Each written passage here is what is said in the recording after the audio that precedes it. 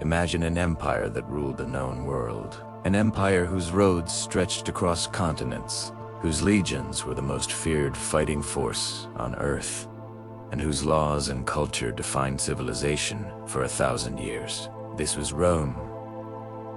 It was the center of everything, a symbol of eternal power. So how did something so vast, so dominant, so seemingly invincible, just collapse? What could possibly bring down the mighty Roman Empire? The answer isn't a simple one-line explanation. It's a long, complex story of decay, a slow-motion catastrophe that unfolded over centuries. And understanding it tells us a lot about the nature of power itself. Let's travel back in time. For centuries, Rome was more than just a city.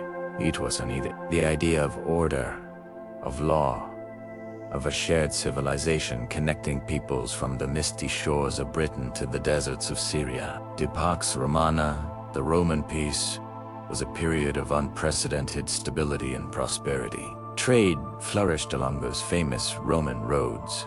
Cities grew into bustling hubs of culture, and commerce and Roman engineering gave us aqueducts, amphitheaters, and monuments that still inspire awe today. It seemed like this golden age would last forever. But nothing does. The seeds of its destruction were sown not by an outside enemy, but from within the heart of the empire itself. One of the first and most corrosive problems was political instability. The system for choosing a new emperor was, to put it mildly, chaotic. After the line of the great emperors ended, Rome entered a period known as the crisis of the 3rd century. In just 50 years, there were more than 20 different emperors, most of whom met a violent end. They were generals who seized power with their armies, only to be overthrown by another ambitious general. This constant civil war tore the empire apart. Resources that should have been used to defend the frontiers were instead spent on Romans fighting Romans. The constant turnover of leadership meant there was no long-term planning, no stability, just a desperate scramble for power. The very heart of the empire, its political core, was rocked. While the generals were fighting for the throne, the Roman economy was beginning to crumble. To pay for their massive armies and lavish lifestyles, emperors resorted to desperate measures. They raised taxes to crippling levels, squeezing the life out of the farmers and merchants who were the backbone of the economy. Many small landowners were forced to abandon their farms, unable to bear the tax burden. At the same time, the empire was suffering from rampant inflation. Emperors would debase the currency, mixing less valuable metals like copper into their silver coins to mint more money. A silver denarius, that was nearly pure silver in the early empire, became a bronze coin. With a thin silver wash, people lost faith in their own money. Savings became worthless, trade became difficult, and the complex economic network that held the empire together began to unravel. It was a slow-motion economic collapse. Now, let's talk about the Roman army. The legions of Rome were legendary. They conquered an empire with discipline, engineering, and superior tactics. But by the 3rd and 4th centuries, this legendary fighting force was a shadow of its former self. The empire had grown so large that it struggled to recruit enough Roman citizens to fill the ranks. So, they turned to mercenaries. They began hiring entire tribes of so-called barbarians. Goths, Franks, Vandals to fight for them. These soldiers were skilled warriors, but their loyalty was not to the idea of Rome. It was to their paycheck and their own commanders. Sometimes, these hired armies would turn against their Roman masters. The very people paid to defend the borders became a threat themselves. The Roman army, once a symbol of unity and strength, became fragmented and unreliable. It was an army for hire, not an army of citizens defending their home. As Rome weakened from within, the pressure from the outside grew stronger. For centuries, Rome had been pushing its borders outward, but now, those borders were under constant attack. The term barbarian invasions can be a bit misleading. It wasn't always a coordinated invasion. It was more like a relentless, escalating pressure. Climate change in Central Asia pushed nomadic groups like the Huns westward, who in turn displaced other tribes like the Goths, pushing them up against the Roman frontier on the Rhine and Danube rivers. These weren't just small raiding parties anymore. These were entire peoples on the move, desperate for land and safety. In 378 AD, at the Battle of Adrianople, a Roman army led by the emperor himself was utterly destroyed by Gothic cavalry. It was a shocking defeat. It proved that the barbarians were no longer a nuisance to be swatted away. They were a mortal threat.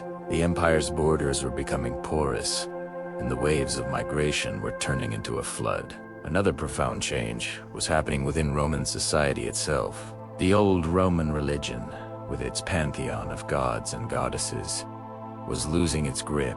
A new faith was spreading like wildfire. Christianity. Initially persecuted, Christianity offered a message of hope, community, and eternal life that resonated with many people in a troubled and uncertain world. In 313 AD, the Emperor Constantine legalized Christianity, and by the end of the century, it had become the official state religion.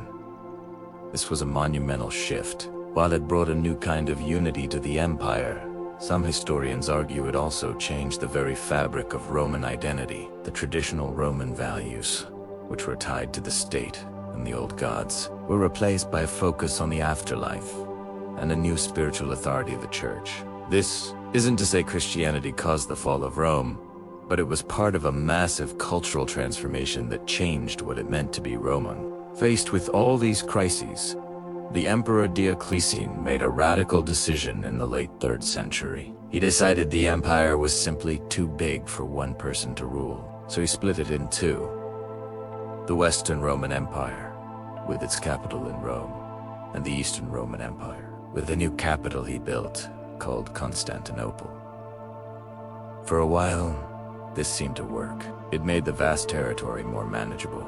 But, over time, the two halves drifted apart. They developed their own distinct cultures, economies, and political priorities. The East, which was wealthier and more urbanized, fared much better.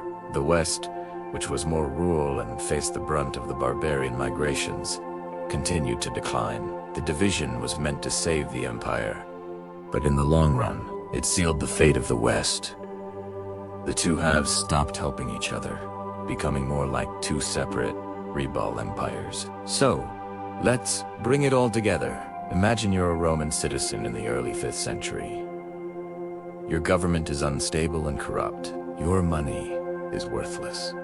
The army that is supposed to protect you is made up of foreign mercenaries who might turn on you at any moment. And massive groups of desperate, armed people are pouring across the borders. In the year 410 AD, the unthinkable happened. The city of Rome itself, which hadn't been breached by a foreign enemy in 800 years, was sacked by the Visigoths. The psychological shock was immense. If Rome itself could fall, what was safe? This was the beginning of the end. Over the next few decades, the western provinces fell away one by one. Britain was abandoned.